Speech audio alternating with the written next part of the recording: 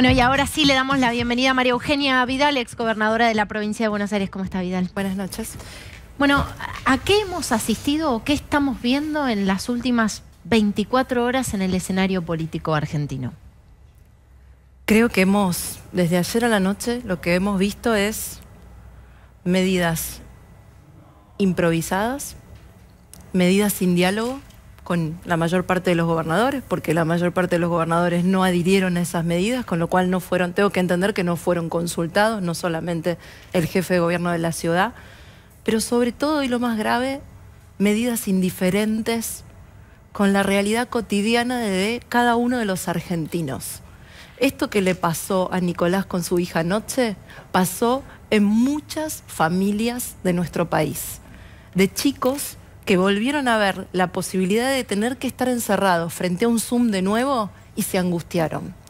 Es la indiferencia de no entender que el lunes hay muchas familias que no tienen con quién dejar sus hijos porque sus abuelos están encerrados, porque no se quieren contagiar, porque todavía no les dieron o la primera o la segunda dosis. Es no entender que el que trabaja en un restaurante necesita saber si va a cobrar su sueldo. Y el de ese restaurante necesita saber si cuando esta restricción pase va a poder volver a levantar la persiana. Y no se trata de que quienes hacemos política no entendamos que la prioridad es que cada argentino tenga un respirador o una cama si lo necesita. No es eso lo que está en discusión. Pero cuando uno enfrenta una crisis de esta magnitud, lo que se espera de quienes gobiernan es, primero, calma, tranquilidad, planificación. ¿Usted vio enojo? Profesionalismo. ¿Transmiten enojo? Yo creo que quien gobierna hoy, en cualquier cargo, si hay algo que no puede hacer, es darse el lujo de enojarse. No se puede enojar con un 42% de pobreza, con 60% de los chicos pobres, con pymes que están cerrando y comercios que bajan la persiana, con gente que no tiene trabajo, que tiene miedo de perderlos y con un sistema sanitario que está agotado, no relajado. Agotado está el sistema sanitario. Entonces, frente a esa complejidad, lo que se necesita es diálogo, no buscar culpables, calma, planificación, trabajo en base a evidencia y darle a cada uno de los argentinos un horizonte y sobre todo admitir qué es lo que nos trajo a esta discusión acá esta noche y anoche, que el plan de vacunación falló. Estamos discutiendo si nuestros hijos van o no a la escuela, si los restaurantes o los bares pueden o no pueden abrir y si alguien que trabaja en negro se puede o no subir un colectivo a la mañana, porque el plan de vacunación falló. Porque nos dijeron que a esta altura del año íbamos a tener 20 millones de personas vacunadas y tenemos 6 millones de dosis en primer lugar. Esa es la verdad. El gobierno compró 60 millones de dosis y aplicó 6. Y esto es un hecho. ¿Y usted se lo atribuye a la dificultad, por supuesto, que ha habido con la provisión de vacunas? En general, digo, en el mundo ha habido dificultades, aunque hubo países que lograron cumplir con los compromisos que habían asumido con sus poblaciones. ¿A la impericia, a la corrupción, a una mezcla de los tres factores? Yo se lo atribuyo a, obviamente, hay un problema mundial, no lo desconocemos, pero como ustedes acaban de decir, hay países como Uruguay o Chile que tienen una mayor tasa de vacunación que la nuestra. Eso también es un hecho. Entonces, creo que es momento de dejar de politizar la pandemia, que si hay un tema en la Argentina donde la política se tiene que poner de acuerdo es este, que me imagino que cada uno en su casa debe ver azorado que los políticos discuten mientras tienen miedo de contagiarse, porque además esta es una enfermedad traicionera y no sabemos nunca si vamos a estar bien o no cuando nos contagiamos. Yo la tuve, ¿no? Yo la tuve y como millones de argentinos, y uno hasta el último día que el médico no te dice, ¿estás bien?, no está tranquilo. Vimos lo de Mauro Viale el fin de semana. Ahora, desde ese lugar digo que la prohibición y el miedo y la agitación del miedo no puede ser la única política que el gobierno encuentra. Tiene que haber más testeo. En la provincia de Buenos Aires falta testeo. Tiene que haber rastreo de personas que potencialmente se pueden contagiar. La ciudad lo hace. Lo hizo con los docentes, lo hizo con las personas que volvían de viaje. Tiene que haber aislamiento. no es solo, en todos los países del mundo la restricción no es la única política y tiene que haber un horizonte y sobre todo hay que decidir en base a la evidencia y escuchando a todos. La evidencia hoy dice que en la escuela no hay un foco de contagio. Lo dicen estudios de la ciudad, lo dicen estudios del Ministerio de Educación Nacional, lo dicen otros ministros de Educación, lo dicen muchos otros países. No hay foco de contagio. Tal vez, si la situación se vuelve aún más grave, es una medida que haya que considerar la última. En la cadena de medidas que hay que tomar para enfrentar el virus, considerando las restricciones, la escuela es la última, no la primera. Entonces, desde ese lugar es que creo que nos tenemos que parar hoy, llamar a la calma, llamar al diálogo, dejar de enojarnos, dejar de buscar culpables y darle respuesta a los argentinos que están angustiados porque tienen miedo de contagiarse, porque no llegan a fin de mes y porque sus hijos no van a ir al colegio el lunes. Usted fue vicejefa porteña, bueno, ministra también, gobernadora de Buenos Aires. Ver la realidad así como la está planteando, ¿es más fácil fuera del cargo? Es peor, porque cuando uno está en el cargo, siente que puede tomar decisiones, que puede hacer, y no estoy diciendo con esto que yo lo haría mejor que nadie. Lo que digo es que cuando uno está acostumbrado a hacer y a dar respuesta, verlo desde afuera, desde su casa, muchas veces genera impotencia. Me encantaría poder ayudar más, hacer más. Desde mi lugar hago lo que puedo por ayudar, por trabajar solidariamente, por levantar la voz y defender a los que no tienen voz, pero me gustaría hacer más. ¿Y Kicillof alguna vez la llamó para pedirle consejo? No, tuvimos algunos intercambios el año pasado por leyes que él necesitó y que nosotros, tengo que decir, lo acompañamos en todo lo que el gobierno provincial pidió a lo largo de la pandemia. Todo, a lo largo de toda la pandemia, cada ley que el gobierno de la provincia necesitó, Juntos por el Cambio la apoyó. ¿Por qué? Por esto que digo, porque la pandemia no es ni de Juntos por el Cambio, ni del Frente de Todos, ni de un lado de la General Paz, ni del otro. Es de todos los argentinos. Ahí tenemos que estar juntos. Pero no, de todas maneras, yo siempre estoy a disposición para ayudar. Yo para mí no es imaginable que la política se meta en esto. Usted ha tenido desacuerdo con algunos referentes gremiales de los docentes, ¿no? Y es conocido durante su gestión. De hecho, usted hace alguna revisión sobre lo que pasó durante su gestión con el diálogo con los referentes docentes. Ahora, ¿cree que en este caso el gobierno nacional se vio fuertemente influenciado en parte por la gestión de la presión, mejor dicho, de algunos de esos actores? Como lo digo en mi libro, la responsabilidad siempre es del que gobierna. Dejemos de buscar culpables. La decisión la tomó el presidente y el gobernador Kicillof fue el único que la apoyó. Eso es un hecho. Eso es un hecho. Más allá de que ayer hubo un paro inentendible en la ciudad de Buenos Aires, mientras del otro lado de la General Paz el mismo gremio no hacía paro. Pero más allá de las especulaciones políticas, el presidente tomó esta decisión y el gobernador la apoyó. Para Kicillof usted es la gran responsable de muchas de las catástrofes de la provincia de Buenos Aires, empezando por la sanitaria. Bueno, yo me pregunto cuál habría sido la respuesta del sistema sanitario de la provincia sin SAME. Hoy hay 119 municipios y casi 14 millones de bonaerenses que si tienen síntomas de COVID y tienen que ser trasladados, tienen una ambulancia.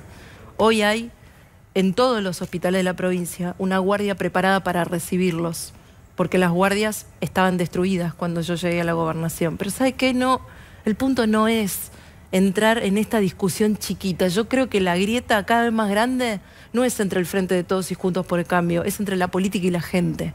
Yo, una semana antes de irme, hice una conferencia de prensa y dejé en una página web fotos del antes y después de las 2.500 obras que hice, pliegos de licitación, certificaciones por escribano público de cuánta plata dejé en la cuenta del banco. Todo está a la vista de todo el mundo. Todo está ahí y yo lo puedo explicar. Lo que no voy a hacer es ni descalificar, ni buscar culpables, ni entrar en chicanas, porque hoy creo que es lo último que la gente espera oír de nosotros. Ahora, la oposición, perdón, sí, a veces también entra, o parte de la oposición entra en ese juego, ¿no? De la crítica completamente dura o descalificatoria a veces también. Creo que es un error, creo que es un error. La semana pasada me levanté una mañana y veía de un lado imbéciles profundos, malas personas, barra bravas.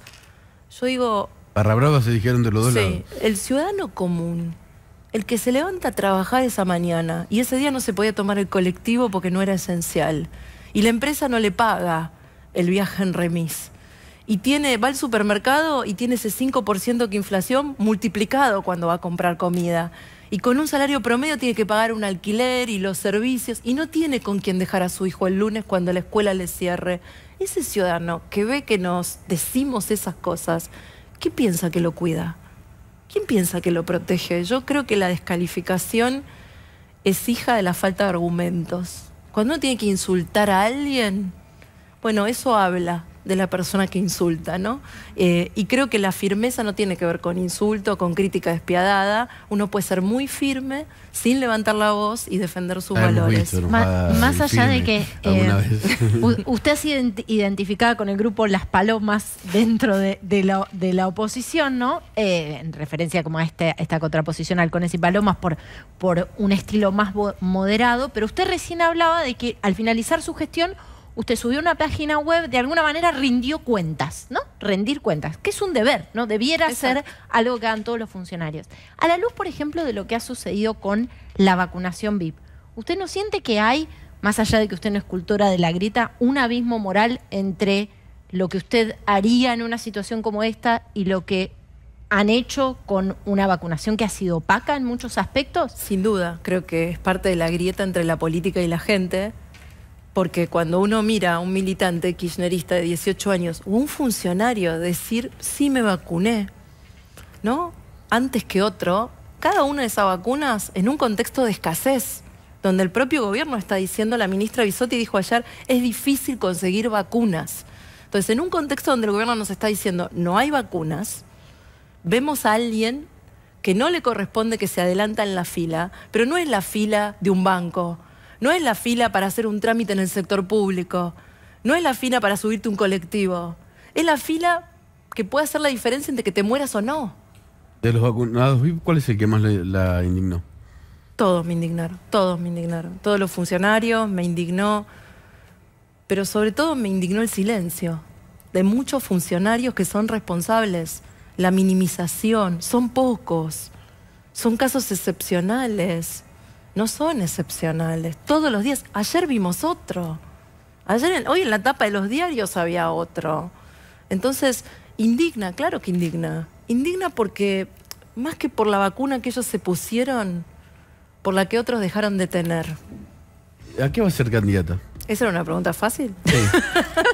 ¿A qué va a ser candidata? Era corta, no era fácil. No, si va a ser candidata. ¿A qué va a ser candidata? No, la verdad es que puedo no ser candidata también. Hay algo que estoy segura. Sea o no sea candidata, que es lo menos relevante y que yo creo que a esta hora del día de hoy es lo que menos le importa a los argentinos que voy a hacer yo. ¿Por qué? Bueno, porque creo que hoy tienen otras prioridades. Más allá de eso, yo voy a estar poniendo el cuerpo como siempre lo puse en todas las elecciones, defendiendo lo que creo.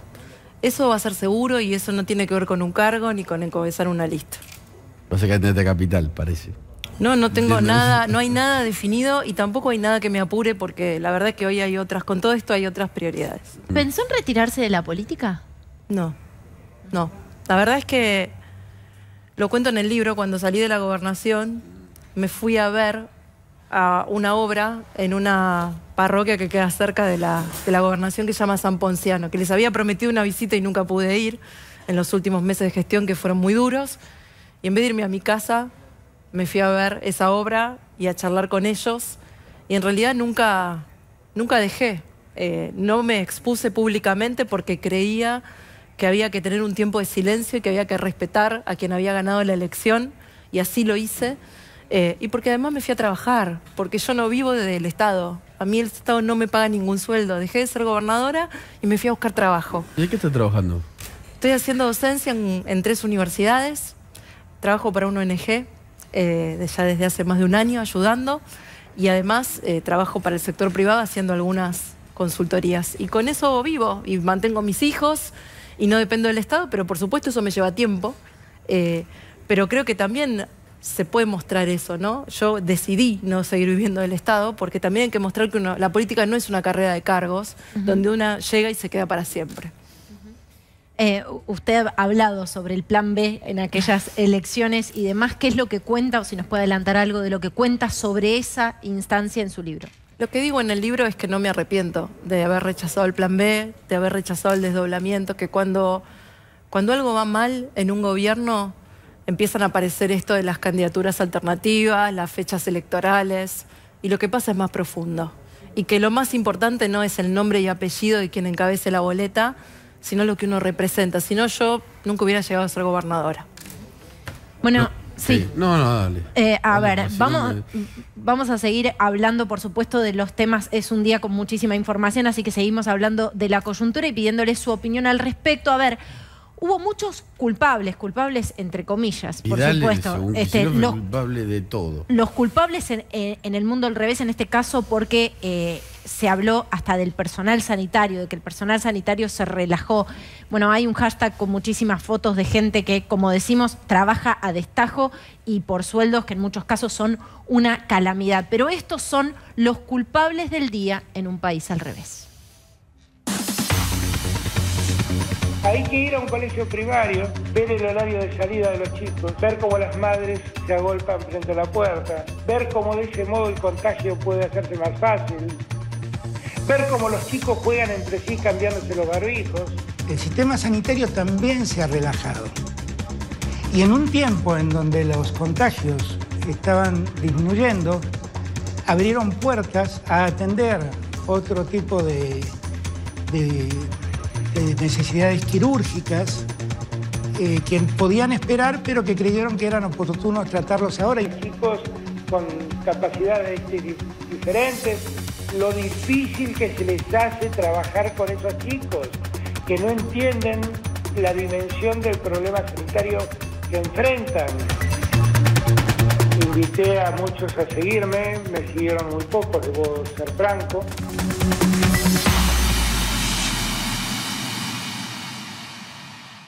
Bueno, en este compendio de responsabilidades impensadas, ¿no? Hay una alusión a los chicos con capacidades diferentes, una alusión a los chicos en el contexto del colegio de los barbijos y al personal de salud. Realmente el presidente impensado, ¿no? Explicó que no había querido referirse al sistema de salud, pero la primera frase era bastante elocuente.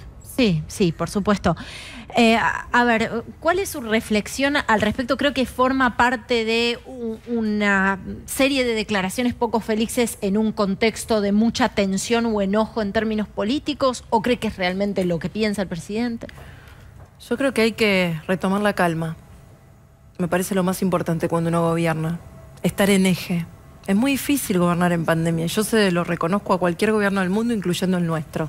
No es fácil pelear contra algo desconocido. A veces en la Argentina hemos peleado con problemas conocidos décadas sin resolverlos. Imaginemos una enfermedad que no terminamos de conocer. Ahora, en ese escenario, lo más difícil es escuchar a todos y mantener la calma, que creo que es lo que se perdió anoche y creo que es lo que hay que recuperar. Y en relación a los argentinos, yo elijo no apostar a su culpabilidad, elijo apostar a su responsabilidad. Yo no creo que la mayor parte de los chicos ni de los argentinos sean irresponsables, se hayan relajado, no se cuiden. Yo creo que la mayoría nos cuidamos. Creo que los que no se cuidan no nos expresan a la mayoría, son expresiones minoritarias que en todo caso hay que ver cómo resolvemos. Pero no creo que en este contexto y en este problema la culpa sea de la gente. ¿Cómo analiza usted, imagino que tiene la misma información, ¿no? La influencia cada vez más importante que tiene Cristina Kirchner sobre Alberto Fernández. Es evidente que es una vicepresidenta con mucho poder, probablemente la vicepresidenta con más poder que hayamos conocido en democracia. Tanto que a veces no sabemos si es ella o es el presidente el que gobiernan. Y yo creo que son lo mismo, que siempre fueron lo mismo. Y que no hay ninguna diferenciación. La vicepresidenta ocupa espacio de poder, toma decisiones y es tan responsable como el presidente de lo que pasa, aunque ella no se exprese sobre esta pandemia públicamente. Porque, a ver, le pongo un ejemplo. Toda esa gente que está protestando, estamos viendo en Olivos, Pilar, le está echando la culpa a Alberto Fernández de la suspensión de las clases. Yo no sé si... La información es que sí, que fue Cristina la que le impulsó a tomar esa medida y la tomó él, que es el presidente. Pero ella parece siempre como preservarse de cualquier problema o medida antipática, porque el presidente es Alberto. La haya tomado o no la haya tomado con la vicepresidenta y yo no tengo la información para afirmarlo, la vicepresidencia es una parte fundamental del gobierno. No hay manera. Es parte del Poder Ejecutivo. No hay manera. Y si la vicepresidenta no está de acuerdo, pues en buena hora que lo diga, para que los argentinos lo sepan. Si no dice nada, los argentinos asumimos que ella apoya esta medida. Pero ¿paga el costo político ella? ¿O la sociedad como que se olvida a veces que... Yo creo que, y lo digo en mi libro, uno de los problemas del poder es que aleja de la gente. Sí, yo iba a preguntar Y sobre eso siempre se paga. Porque los políticos solemos olvidarnos que la gente nos elige para trabajar para ellos, para sus necesidades, para sus prioridades, no para las nuestras. Sí. Y a la larga creo que la gente muestra su disconformidad con eso. Lo dice como el miedo a dejar de ser yo, ¿no? En el libro dice eso. Bueno, es eso. El poder construye una escena que está fuera de la realidad. Yo lo describo en mi primera entrevista con Daniel Scioli cuando vi la residencia del gobernador y parecía una embajada y venía de recorrer los 135 municipios de la provincia llenos de zanjones, de falta de agua potable, de pobreza, de abandono, y me parecía un contraste tremendo. Pero también me pregunté por qué a mí no me va a pasar lo mismo. Y en un momento me pasó. Con el conflicto docente me pasó. Me alejé. No importa si yo tenía razón o Baradel tenía razón. La cuarentena nos demostró el valor de un día de clase perdido. Lo que cuesta para un chico no ir a la escuela, para un docente no dar clase. Yo soy docente hoy. No es fácil dar clase por Zoom. No es fácil conseguir la atención durante toda la clase. Y no se aprende igual. Es mentira que se aprende igual. De hecho, hoy lo dijo Horacio, la mitad de los chicos de secundaria podrían haber repetido. Entonces, me parece que nos tenemos que parar ahí en el momento de tomar decisiones. Y creo que eso es lo que se perdió. Hay una distancia y una brecha con la gente y con la realidad de cada argentino. En su libro, en Mi Camino, usted cuenta también que en esa conversación con Daniel Scioli hizo alusión a un avión, ¿puede ser? Sí, me mostró los placares de la residencia, me sugirió que comprar un avión nuevo para la gobernación. Hubo muchas y no pudimos hablar de los números, las cifras que me dio no eran las que eran. Esa disociación es lo que yo no quería que me pasara, pero lo que quiero decir es, independientemente del espacio político, el poder es una herramienta que mal usada es peligrosa y que hay que entender que es una herramienta para transformar y que tiene un jefe, que no es el que la ejerce, que es el gobernante, sino que es la gente que te eligió. María Eugenia Vidal, muchísimas gracias por estar Gracias. con nosotros. Buenas noches para usted. Buenas noches. Gracias.